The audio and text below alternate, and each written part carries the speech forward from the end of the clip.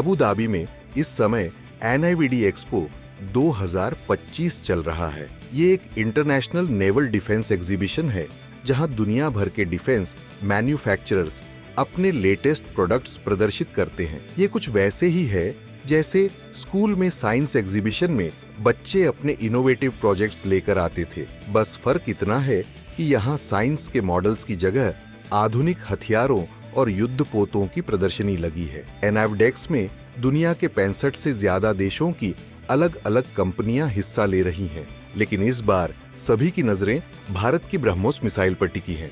UAE और Saudi अरब के top military अधिकारी सबसे पहले इसी स्टॉल पर पहुंचे। वजह, ब्रह्मोस आज की तारीख में दुनिया की चुनिंदा सबसे तेज सुपरसोनिक क्रूज मिसाइल है, जिसकी स्पीड 2.8 मैक यानी आवाज की रफ्तार से करीब 3 गुना ज्यादा है। ब्रह्मोस का नाम ब्रह्मपुत्र नदी से और मॉस्कोवा नदी से लिया गया है। ये भारत और रूस का संयुक्त प्रोजेक्ट है जिसकी शुरुआती रेंज 290 किलोमीटर थी, लेकिन भारत के मिसाइल टेक्नोलॉजी कंट्रोल रिजीम यानी MTCR में शामिल होने के बाद इसकी रेंज 450 किलोमीटर कर दी गई और अब इसे 900 किलोमीटर तक बढ़ाने की तैयारी चल रही है। अब सवाल उठता है कि ब्रह्मोस इतनी खास क्यों है? इसे समझने के लिए हमें मिसाइलों के 2 मुख्य प्रकारों को समझना होगा। पहली, बैलिस्टिक मिसाइल। ये मिसाइलें पहले अंतरिक्ष में जाती हैं और फिर टारगेट पर गिरती हैं। इनकी रेंज लंबी होती है, लेकिन इन्हें रडार से पकड़ना आसान होता है। दूसरी, क्रूज मिसाइल।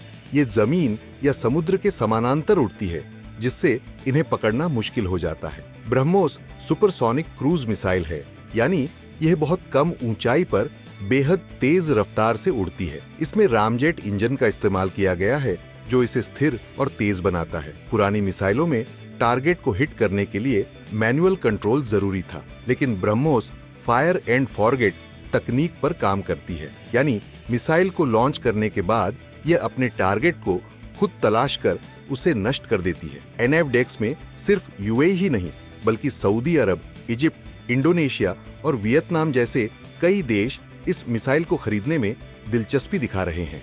भारत और वियतनाम के बीच $700 मिलियन की ब्रह्मोस डील जल्द होने वाली है, जबकि इंडोनेशिया को भी यह मिसाइल जल्द ही मिल सकती है।